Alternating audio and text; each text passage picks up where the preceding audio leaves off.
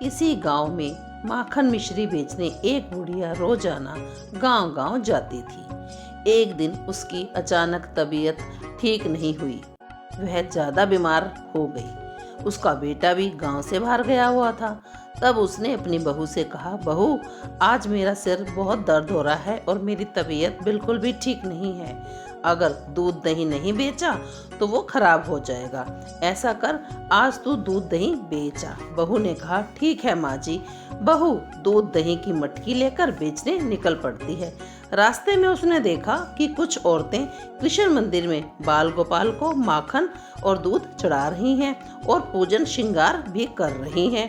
बहू ने औरतों से पूछा, बहनों, तुम ये क्या कर रही हो? हम बाल गोपाल की पूजा कर रहे हैं। उन औरतों ने बताया, उन्हें भोग लगा रहे हैं। हम बाल गोपाल की पूजा करने से हमारे घर में धन धान्य की कमी नहीं रहती है। उसने ऐसा सुना।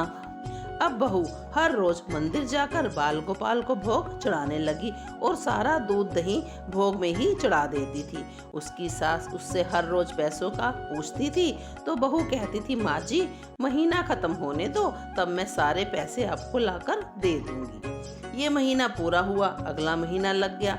बहू सोच में पड़ गई और मंदिर जाकर बाल गोपाल से प्रार्थना करने लगी, हे बाल गोपाल जी, मैंने तो सच्चे मन से आपकी पूजा की है, आपको भोग लगाया है और सारा दूध दही आपको ही दे दिया है। अब मैं अपनी सास को पैसे कहाँ से ला के दूं? मेरी प्रार्थना सुन लो प्रभु जी। बहू का रोना देखकर बाल गोपाल प्रकट हो गए और बोले, हे पुत्री, ये मटकी ले जाकर अपने घर में रख देना और तुम्हारी सास पैसों के बारे में पूछती है तो यह मटकी उन्हें दे देना। घर जाकर जब सास ने पैसों के बारे में पूछा तो बहू बोली, माँ जी, ये मटकी आप ले लो, इसमें सभी पैसे रखे हैं। और बोली, माँ जी, इसी में पैसे हैं जो मैंने पूरे महीने भर में कमाई की है। सास ने मटकी फोड़ी तो वह दंग रह गई। मटकी पैसे, हीरे मोती जवाहरात से भरी हुई थी। बाल गोपाल की कृपा से मटकी में बहुत सा धन आ गया था। सास बोली, बहू, दूध माखन बेचकर तू इतना धन नहीं ला सकती। तब बहू ने बताया, ये हीरे मोती तो बाल गोपाल की सेवा करने से प्राप्त हुए हैं माँ जी। मैंने रोजाना दूध और दही का भोग बाल गोपाल को लगाया था। वहीं खिड़की से बहू की सारी बातें उनकी पड़ोसन सुन रही थी। बहू की बात सुनकर पड़ोसन के मन में लालच आ गया। उसने सोचा, मैं भी तो दूध दही बेचती हूँ, तो मैं भी आज से बाल गोपाल को भोग लगाऊंगी तो मेरे पास भी धन दौलत आ जाएगी। पर उसने सोचा, यदि मैं सारा दूध माखन भोग में ही लगा दूंगी तो मेरा तो नुकसान हो जाएगा। ऐसा करती हूँ, दूध में थोड़ा पानी मिला देती हूँ, बाल गोपाल को क्या पता चलेगा। और उसने दूध में पानी मिला दिया। इतनी धन दौलत देखकर तो मेरी सास बहुत खुश हो जाएगी और मेरी बहुत प्रशंसा करेगी। यह सोच लालची बहू दूध और माखन लेकर निकल पड़ती है। पड़ोसन को बहू ने मिलावटी दूध मक्खन का भोग लगा देती है, वो कृष्ण जी, लड्डू गोपाल जी को। भगवान जानते हैं कि यह सब तो लालच में ही कर रही है। बाल गोपाल सब जानते हैं हुए भी अनजान बने हुए हैं। जब एक महीना पूरा हो गया तो वह बोलने लगी, हे बाल गोपाल जी, मुझे पैसे दो, मैंने तो आपको सारा दूध और मक्खन भोग लगा दिया है।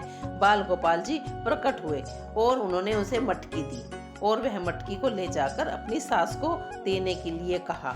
बाल गोपाल ने मटकी देकर बोला कि जाओ अपनी सास को यह मटकी दे देना, कहना इसमें बहुत सारे पैसे हैं। लालची बहू जल्दी जल्दी घर जाती है और घर जाकर अपनी सास से बोलती है, माँ जी, आप मुझसे पैसे मांगो, पूछो दूध दही के पैसे कहाँ हैं। और मटकी फोड़ने को बोलती है।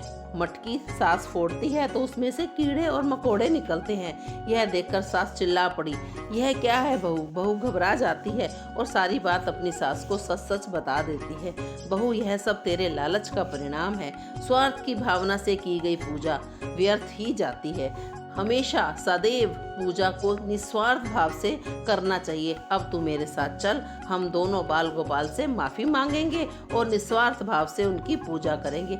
उस दिन से सास बहू मिलकर बाल गोपाल की पूजा करने लगी और कुछ ही दिनों में उनके घर में भी धन डालने की बरकत हो गई। इसलिए हमेशा ही भगवान की पूजा निस्वार्थ भाव से करनी चाहिए।